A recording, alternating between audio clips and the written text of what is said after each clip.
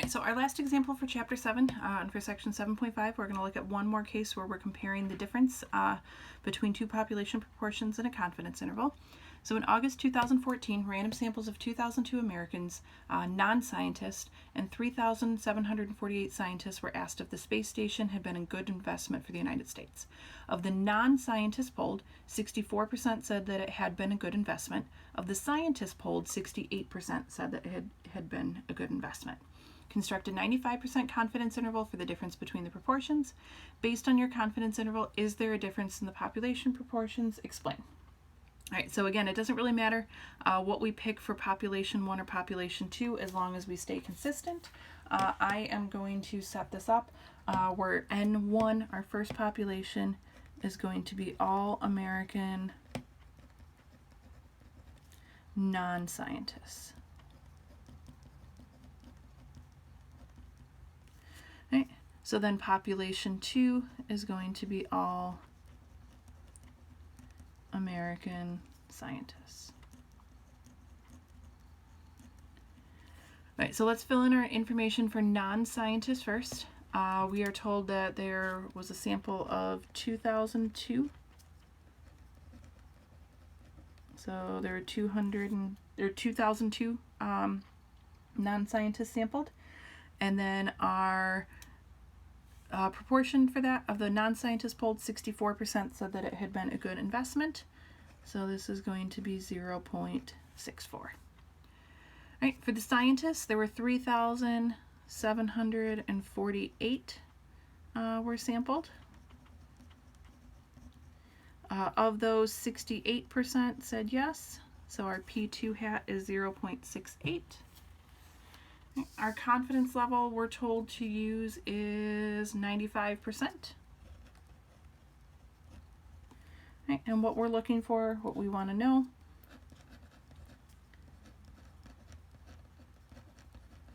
the confidence interval,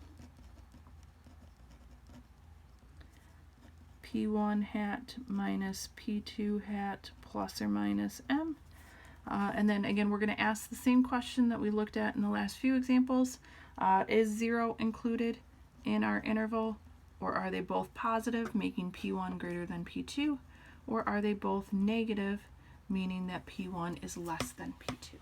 All right, so first we're going to check our conditions for our population 1 being our American non-scientists. Okay. So the sample is random and independent. Yes, we're going to assume that that is true. Right, and then we'll go ahead and label this. This one we're thinking non-scientists. Population 2, we are thinking scientists. Right, so N1 is 2,002 people. P1 is 64. So at least 10 successes and 10 failures. So 2,002 times 0.64, that gives us 1,281, which is large enough. 2,000 times 1 minus 0.64 gives us 721, which is also large enough. Again, remember that this number that we get for our successes is our X1 that we're going to use in StatCrunch, and our N1 was that original 2,002 people that were sampled. A large population, all non-scientists.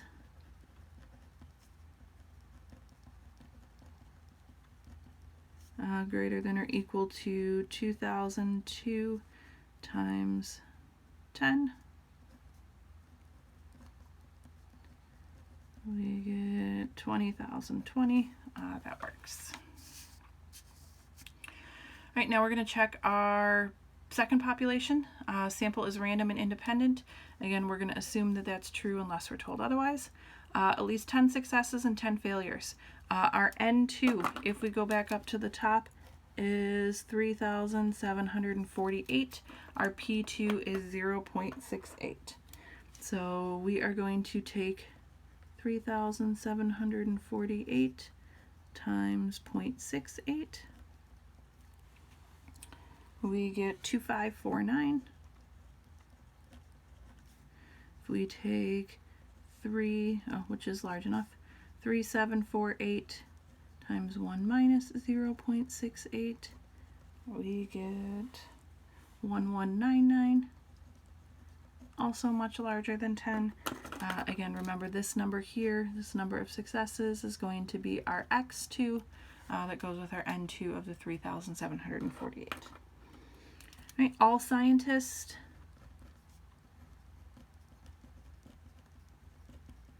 greater than or equal to 10 times 3,748. Pretty safe assumption that there's more than 37,480 scientists in the United States. All right, so now we're going to plug this information into StatCrunch.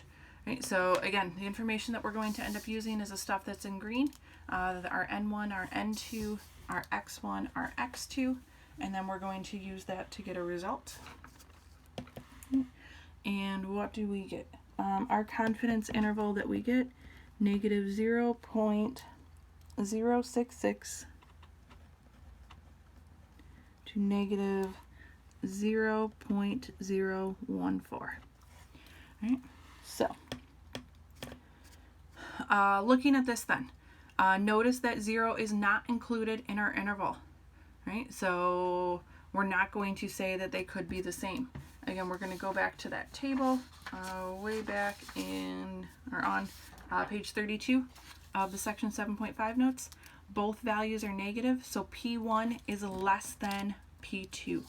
So that's going to be our conclusion. So we're going to write out a couple of different sentences. So right underneath here, I'm going to say the confidence interval, the CI, does not include 0. So there is a difference.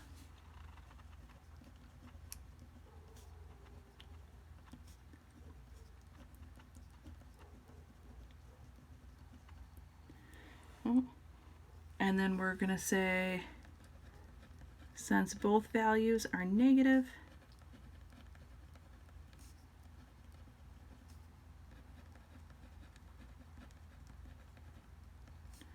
P1 is less than P2. All right, so I'm kind of squeezing all of this in very tiny here down at the bottom. All right, so our interpretation. Right? The proportion of non-scientists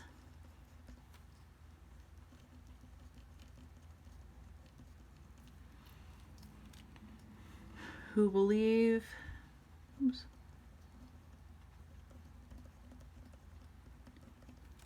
it has been a good investment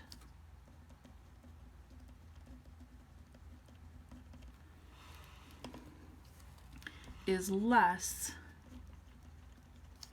than the proportion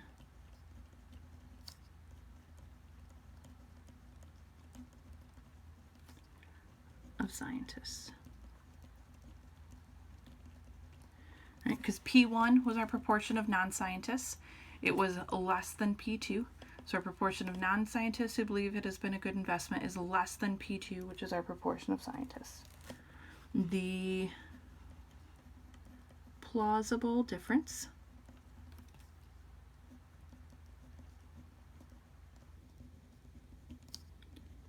is between 1.4% and 6.2%. So a proportion of non-scientists who believe it has been a good investment is less than the proportion of scientists. The plausible difference is the percentages that we see here between 1.4% and 6.2%. Right, so then that wraps up our confidence intervals for two proportions for section 7.5 and the entirety of chapter 7.